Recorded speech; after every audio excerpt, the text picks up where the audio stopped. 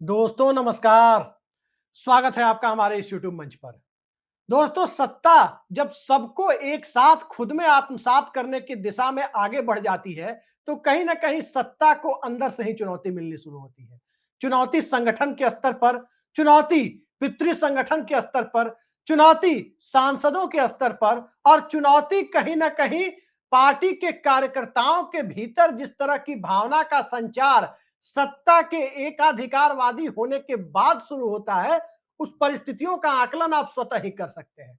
मौजूदा दौर में भारतीय जनता पार्टी इसी से गुजर रही है। एक तरफ मोहन भागवत 75 साल की उम्र सीमा का राग मोरोपंत पिंगले के उद्धरण के बहाने अलापने के बाद अचानक से चुप हो गया, चुप करा दिए गए। वहीं दूसरी तरफ भारतीय जनता पार्टी के अंदर सांसदों के भीतर जो माहौल है, और वो माहौल कॉन्स्टिट्यूशन क्लब के इलेक्शन में राजीव प्रताप रूडी को आला कमान का समर्थन न होने के बावजूद जो उन्हें चुन लिया गया, उसके बाद बिहार में भारतीय जनता पार्टी अपना टारगेट घटा रही है। उन सब के बीच पूर्व केंद्रीय मंत्री आर के सिंह सीधे सीधे पार्टी की नीतियों पर और पार्टी के चेहरों पर सवाल उठा रहे हैं। पर जरा उन सब से आगे जाकर देखें तो जाति गणना के बहाने मंडल पार्ट 2 की वापसी उत्तर प्रदेश में पीडीए के नए फॉर्मेट के साथ होती हुई दिखी है। उसमें ब्रांड मोदी ब्रांड योगी का मॉडल किस तरह से कामयाब होगा और आगे आने वाले चुनाव में उसकी कामयाबी कितनी, उसकी गुंजाइश दिखती है और कितनी ये संदिग्ध दिखती है। इन सब के बीच जहां भारतीय जनता पार्टी फंसी हुई दिखाई दे रही है, वहीं राष्ट्रीय अध्यक्ष का मुद्दा अब भारतीय जनता पार्टी के लिए बड़ा होता जा रहा है।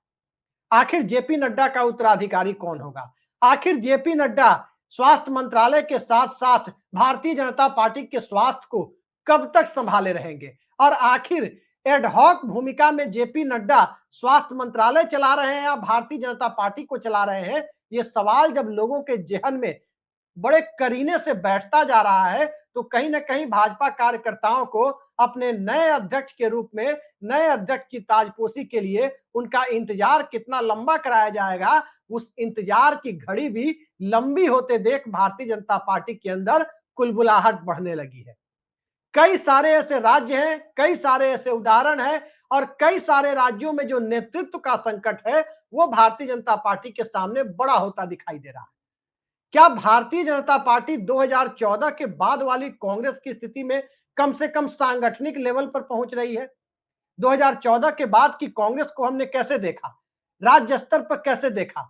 राज्य स्तर पर कांग्रेस को 2014 के बाद की परिस्थितियों में देखा कि हर राज्य में समानांतर नेतृत्व उभरना शुरू हुआ। राजस्थान में गहलोत बनाम पायलट को देखा गया, किस प्रकार से मुख्यमंत्री का फैसला हुआ वो सबने देखा। किस प्रकार से मध्य प्रदेश में सिंधिया बनाम कमलनाथ की परिस्थितियां, एक तरफ सिंधिया की रुखसती और पार्टी छोड़कर सत्ता के ऊपर व्यक्तिगत महत्वाकांक्षा को देने में पार्टी के ऊपर महत्वाकांक्षा की आहट ने पूरी परिस्थितियों को उल्टा किया, वहीं छत्तीसगढ़ की परिस्थितियां भी इससे भिन्न नहीं रही। कई दूसरे राज्यों में भी कमोबेश यही स्थिति थी, और हद तो तब हो गई जब राहुल गांधी को कहीं ना कहीं अहमदाबाद में जाकर सच स्वीकारना पड़ा कि पार्टी के अंदर विरोधी खेमे के, विपक्षी गठबंधन के कुछ स्लीपर सेल तो मौजूद नहीं है।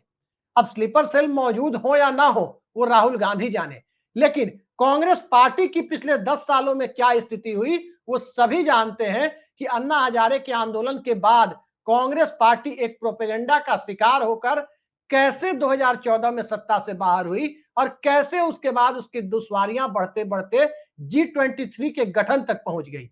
तो क्या भारतीय जनता पार्टी में भी एक अघोषित G23 बन रहा है? क्या राज्य स्तर पर गुट बनते जा रहे हैं? बात उत्तर प्रदेश की करें तो केशव प्रसाद मौर्य की महत्वाकांक्षा किसी से छिपी नहीं है, और योगी आदित्यनाथ राष्ट्रीय भूमिका की तलाश में कब से बैठे हुए हैं, और उनके इंतजार की घड़ी अभी लंबी होगी या राज्य स्तर पर उनकी भूमिका को भी और सीमित कर दिया जाएगा, ये भी अब सवालों के घेरे में आ रहा है। उस बिहार में जहां प्रशांत किशोर ने भारतीय जनता पार्टी के पूरे प्रदेश नेतृत्व को जैसे ही कथित भ्रष्टाचार के मामले में सवालों के घेरे में खड़ा किया, उसके बाद से पार्टी के अंदर से ही आरके सिंह और दूसरे नेताओं के जो बयानात सामने आए, उसके बाद वहां की भी परिस्थितियां अलग दिखाई देने लगी।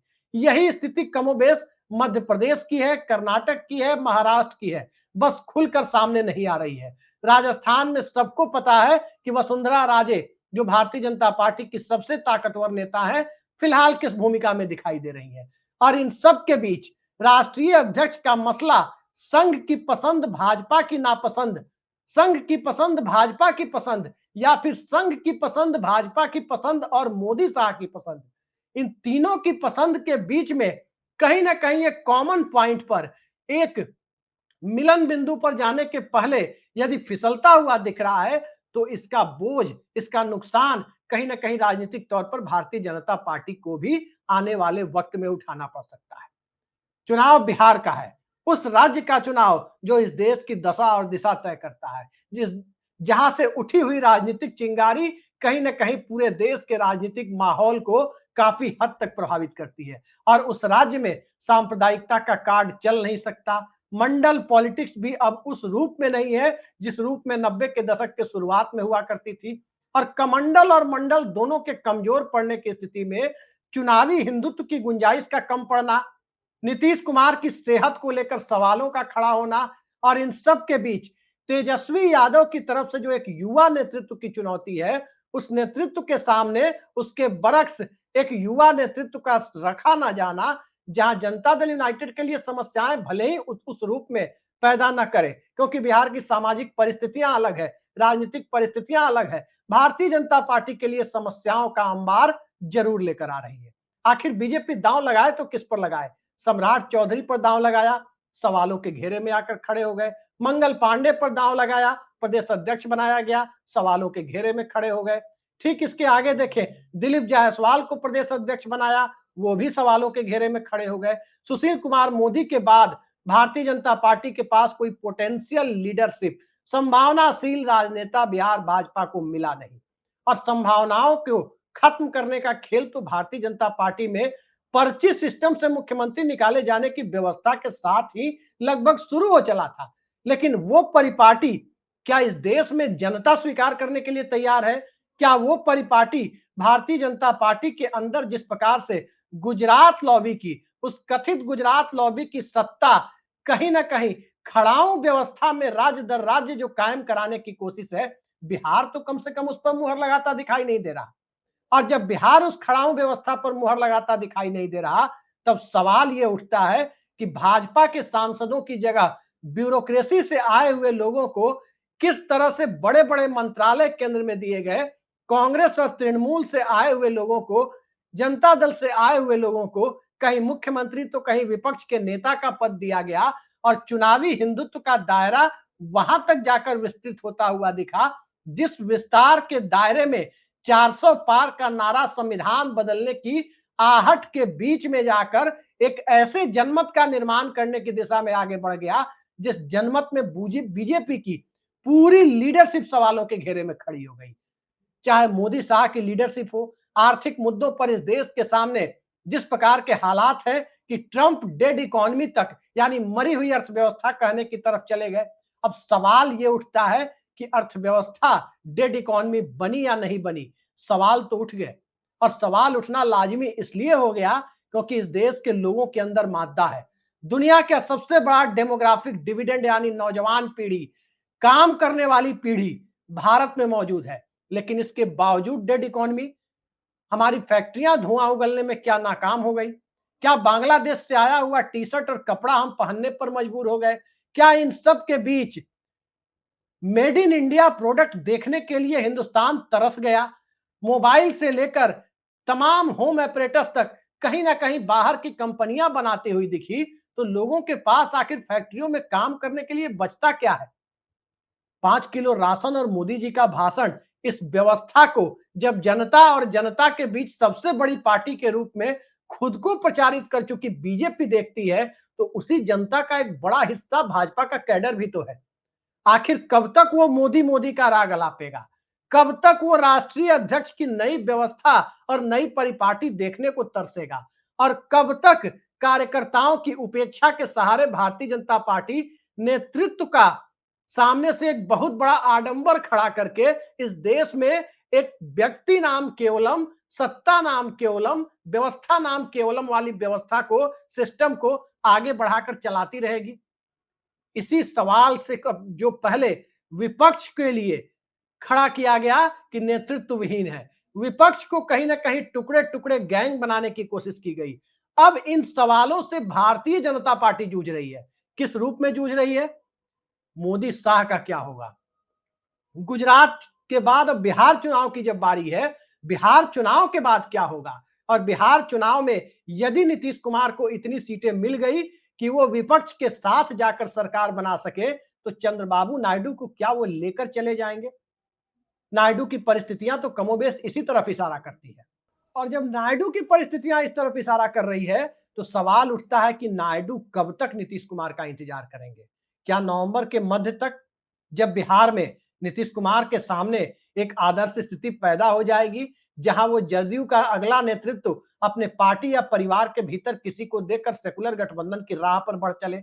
क्या एकनाथ शिंदे की जो उपेक्षा दिख रही है, उनके सांसद उद्धव ठाकरे वाली शिवसेना में जाने के लिए कब तक भारतीय जनता पार्टी उन्हें बांध कर रखेगी कि शिंदे के साथ ही टिके रहो, या शिंदे खुद कब तक टिके रहेंगे? ये एक सवाल है। और सवाल तो वह भी है कि दिल जीत लिया के स्लोगन के साथ एनडीए में आए जयंत चौधरी पश्चिमी उत्तर प्रदेश के एक सामान्य जनमानस की परिस्थितियों को, चौधरी चरण सिंह की विरासत को से मुंह मोड़कर कैबिनेट के अंदर घुसने की और अंदर बने रहने की, सत्ता सुख भोगने की प्रवृत्ति के साथ कब तक चलते रहेंगे?